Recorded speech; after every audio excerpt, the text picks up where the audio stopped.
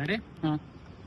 Sir, ಈಗ ಒಂದೇ ಭಾರತ್ ಹಸಿರು ನಿಶಾನೆ ತಗೋಬೇಕು ಅಂತ ನೀವು ಕೂಡ ಮೊನ್ನೆ ಮನವಿ ಮಾಡಿದ್ರಿ. ಈಗ ಡೇಟ್ ಫಿಕ್ಸ್ ಆಗಿದೆ, ಇಲ್ಲಿ ಒಂದು ಬೆಳಗಾವಿ ಬೆಂಗಳೂರು ಹೊಸದಾಗಿ ಒಂದೇ ಭಾರತ ಆಗ್ಬೇಕನ್ನುವಂಥದ್ದು ಬೆಳಗಾವಿ ಜನರ ಒಂದು ಆಶಯ.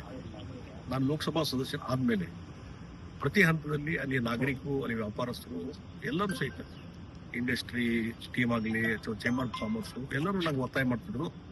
ಒಂದು ಪುಣಾದಿಂದ ಬೆಳಗಾವಿ ಒಂದೇ ಭಾರತ ಮತ್ತು ಬೆಂಗಳೂರಿಂದ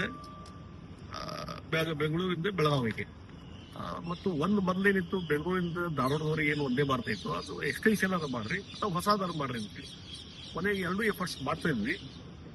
ಒಂದಿಲ್ಲೊಂದು ಅಬ್ಸ್ಟ್ಯಾಕಲ್ ಬರ್ತಾ ಇದ್ವು. ಕೊನೆಗೆ ಅದನ್ನ ಎಕ್ಸ್ಟೆನ್ಷನ್ ಇದ್ದು ಒಂದೇ ಭಾರತ ಹೊಸ ಟ್ರೈನ್ ಕೊಡ್ತೀನಿ ಅನ್ನುವಂಥದ್ದು ಅನೌನ್ಸ್ ಮಾಡಿದ್ರು ರೈಲ್ವೆ ಮಿನಿಸ್ಟ್ರು. ಅದಕ್ಕೂ ಖುಷಿ ಆಯ್ತು, ಒಳ್ಳೇದಂತ ಸ್ವಾಗತ ಮಾಡಿದ್ವಿ. ಈಗ 3-4 ತಿಂಗಳಿಂದ ಅದು ಪ್ರಯತ್ನ ನಡೀತಿತ್ತು. ಅಲ್ಲಿಂದ ಇಲ್ಲಿವರೆಗೆ ಅದಕ್ಕೆ ಚಾಲನೆ ಸಿಕ್ಕಿರಲಿಲ್ಲ. ಯಾವಾಗ ಚಾಲನೆ ಆಗ್ತದೆ ಅಂತ ಹೇಳಿ ಮೊದಲೇ ಕೋಚು ರೆಡಿ ಆಗಿಲ್ಲ ಅಂತಂದ್ರು. ಈಗ ಕೋಚು ರೆಡಿ ಆಯ್ತು.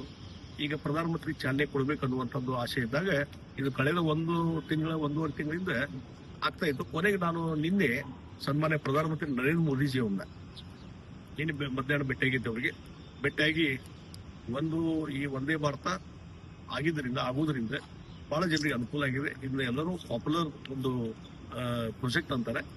ಇದೊಂದು ರೈಲ್ವೆ ಪಾಪ್ಯುಲರ್ ಆಗಿದೆ. ಅದಕ್ಕಾಗಿ ಬೆಳಗಾವಿ ಜನರ ಅಪೇಕ್ಷೆ ಇದೆ. ಈಗಾಗಲೇ ನೀವು ನಿಮ್ಮ ಡೈರೆಕ್ಷನ್ ಮೇಲೆ ಅದಕ್ಕೆ ಹೊಸ ಟ್ರೈನು ಕೊಟ್ಟಿದ್ದೀರಿ, ಆದ್ರೆ ಅದಕ್ಕೆ ಇನ್ನೂ ಚಾಲನೆ ಸಿಕ್ಕಿಲ್ಲ. ಅದಕ್ಕೆ ಅದು ನಿಮ್ ಕಡೆಯಿಂದ ಚಾಲನೆ ಸಿಗ್ಬೇಕಂತ ಎಲ್ಲರ ಆಶೆ ಇದೆ. ಆದಷ್ಟು ಬೇಗ ಅದಕ್ಕೆ ಒಂದು ನೀವು ಚಾಲನೆ ಕೊಡ್ರಿ ಅಂತ ನಾನು ರಿಕ್ವೆಸ್ಟ್ ಮಾಡಿದ್ದೀನಿ. ಆ ರಿಕ್ವೆಸ್ಟ್ಗೆ ಎಷ್ಟು ಪ್ರಧಾನಮಂತ್ರಿಗಳ ರೆಸ್ಪಾನ್ಸ್ ನನಗೆ ಆಶ್ಚರ್ಯ.